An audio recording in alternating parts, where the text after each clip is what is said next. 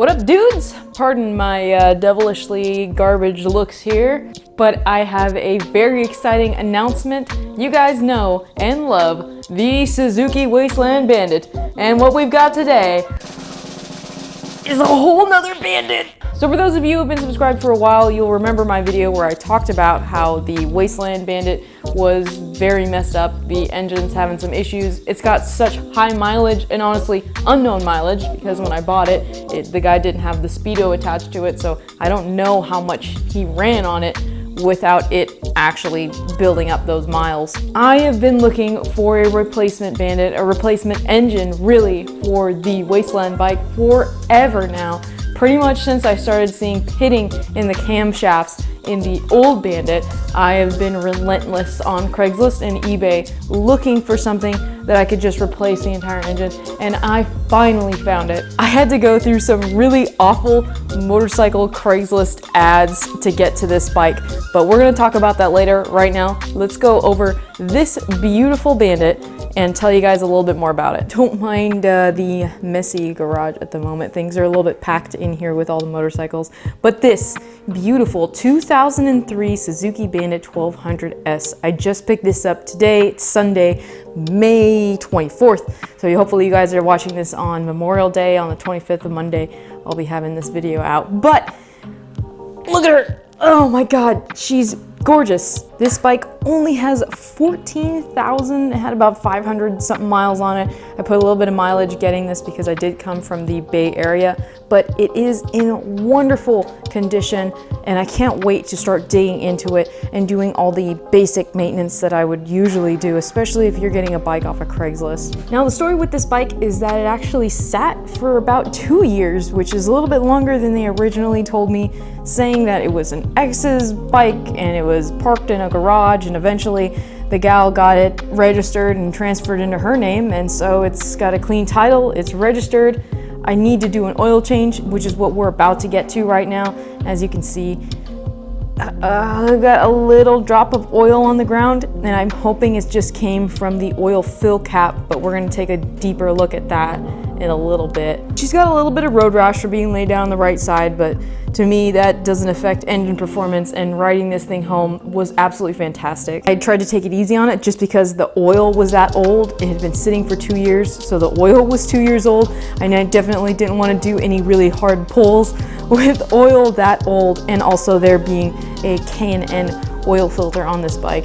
If you know anything about Bandits and CANON filters, then that's all I have to say, and I can't wait to get that thing off. But yeah, this is just amazing condition. I'll be honest, with the price I paid, right about $2 grand.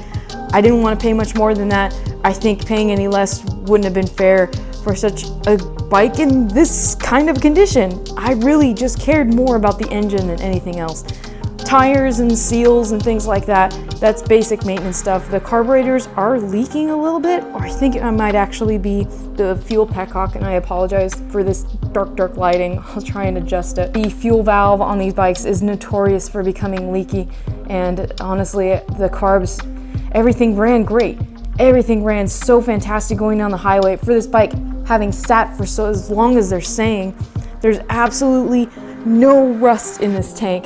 And I could not be any more excited to take a look at this tank and see that it was so clean. I had to take it home. I had to get it. I had to jump on it. Because as much as I love this Triumph, there is just nothing like the Suzuki Bandit 1200.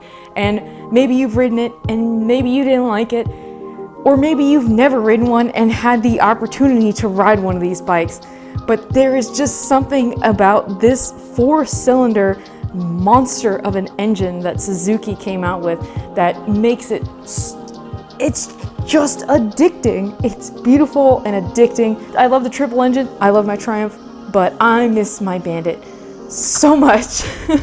I was contemplating another project bike or fixing the Bandit, and to me, I think getting the Wasteland Bandit back on the road just seemed to make sense, and it was much more important to me to be able to have this bike running instead of sitting my beloved Wasteland bike. So what will most likely end up happening is that I'm just going to be transferring over all of the parts from this Bandit and putting it onto this Bandit. It's got a clean title, it's registered, all I gotta do is insure it. Of course I'm going to clean it up a little bit. I'm actually going to pull it out now, clean it off, but first we're going to do an oil change and get rid of that 2-year-old oil.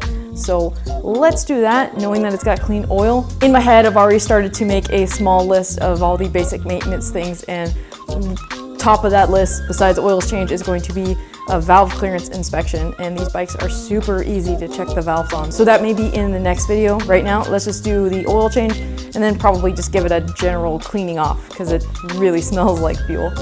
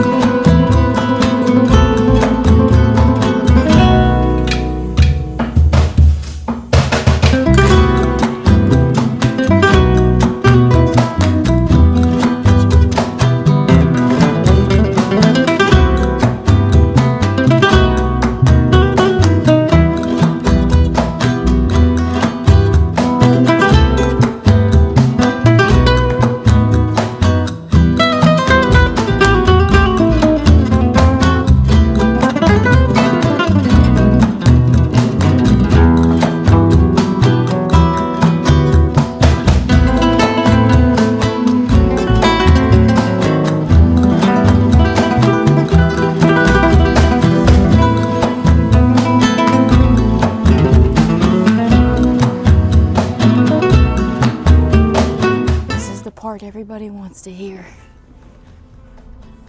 It's not very impressive.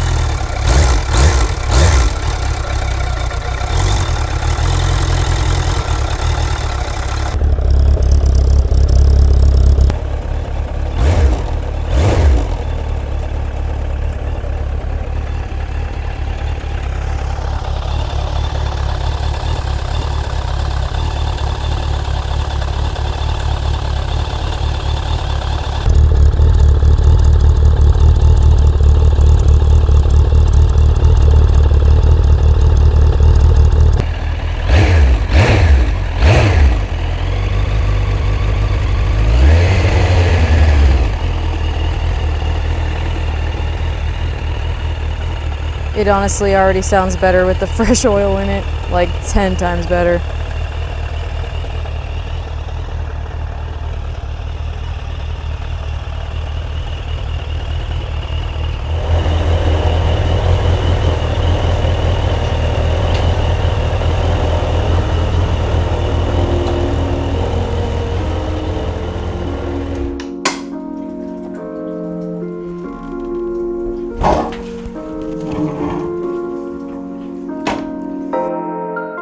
I'm looking sweaty and gross right now. So that is bare minimum step 1 done on new Bandit is doing the oil change. Next, I'm probably gonna do the spark plugs and then end up pulling off the valve cover.